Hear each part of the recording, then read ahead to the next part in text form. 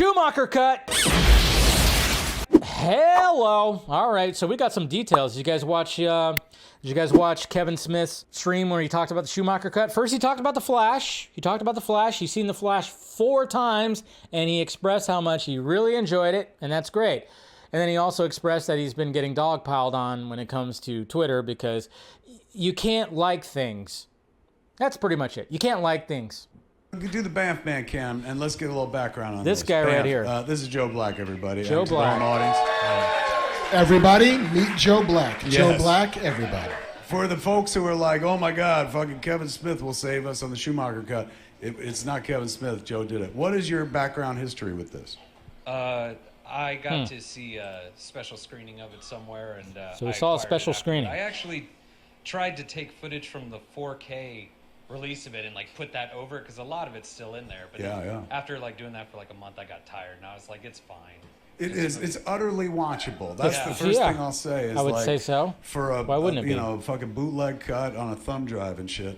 It looks like it was taken off the Avid in 1995. It's dated because the movie goes back that far, but like it looks like it's utterly watchable. Yeah. Is it pristine? No. Like no, it doesn't look like the Flash looked like this weekend.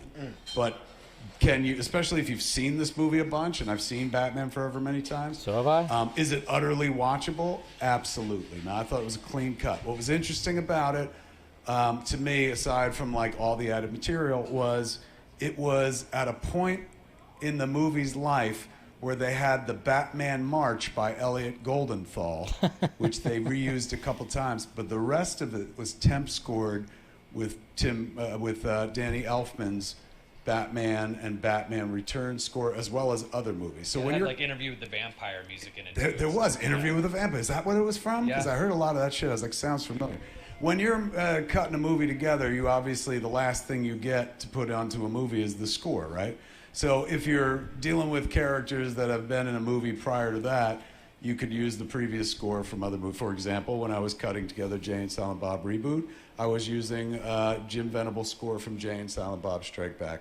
And then he came in and created the new score once the movie was cut. So talking about at Tim's this score. stage in the movie's life, before they started getting in there and hacking shit out, how long was this cut?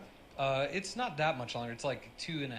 It's like 2 hours and 35 minutes. Yeah, I saw people on the internet going, it's a 3-hour cut of the movie. I'm like, not really. No. But there was definitely... So not a 3-hour cut. Definitely not a 3-hour cut, but we're not going to watch the whole thing when they talk about it because it goes on for a little bit. So he actually said that he was going to show it at his Smodcast theaters in Jersey, but there's no definitive date, and I think he still has to get permission. See, he did that when it came to talking about Zack Snyder's Justice League and showing it there. It's like I think Kevin Smith, he's just like us, you know, he's a nerd at heart. And that's what I love about Kevin Smith is the fact that he'll just throw shit out there because he gets excited about it, but you have to get permission to do this kind of stuff. They do talk about how Val Kilmer there's no Batman in this for the first 15 minutes. If you remember when it comes to Batman Forever, it's pretty quick where it's just, all right, Batman, Two-Face, face-off kind of thing, just whatever the hell. Obviously, we know that if you haven't like dug into what's part of this cut right here, or the Red Book edition at one point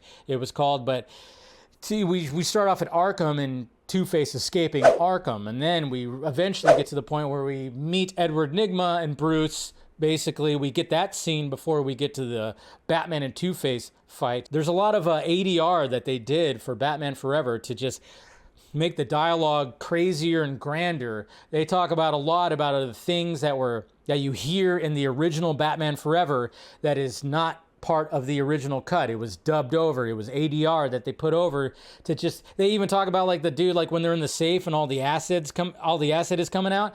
Apparently they added the ADR like, it's boiling acid. It's boiling acid. Apparently when it comes to even a lot of Tommy Lee Jones's voice, because remember how crazy he was as Two-Face, apparently when it comes to the original dialogue that was filmed, it wasn't as crazy, but they added more crazy to it with ADR. Like it's just like, what? If you guys remember that pivotal scene when Dick Grayson's doing his laundry and Alfred's like, I'll tend to that, sir. And he goes, I'm not used to be waited on, Al.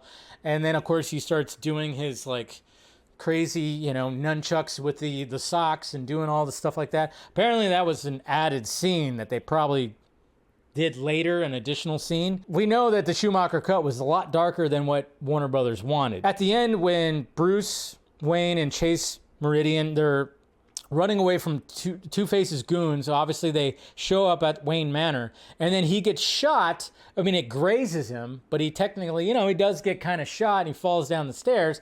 When he wakes up, he has no memory. There's a whole scene where Bruce goes back into the Batcave to read, to try to be like, I need to try to remember. He doesn't know that he's Batman. And then, of course, we get the scene with the big bat, and there's like this whole thing that leads to that because of the whole Red Book thing, that whole little subplot to the story, which was a lot darker than, of course, what Warner Brothers wanted. So we get like that whole, and I was like, oh, that's pretty sweet. I actually like that. Oh, he lost his memory for a time? That's pretty cool. I thought 100% that this cut was going to be released. Like, oh, we fucking did it. It's going to be released. He's going to show it at his movie theater. It's all going to be great. But no.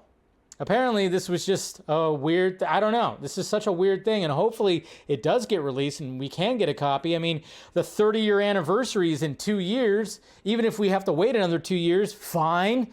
But at the same time, fill up some things. Put it on Max. You got a writer strike going.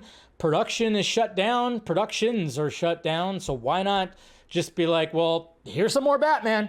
Just do that. Schumacher Cut. But then Kevin Smith does bring up a good point when he says, well, maybe Schumacher didn't want certain things. I mean, Schumacher's passed away now, so he can't approve what he actually would want to be released or whatever the hell. So I don't know.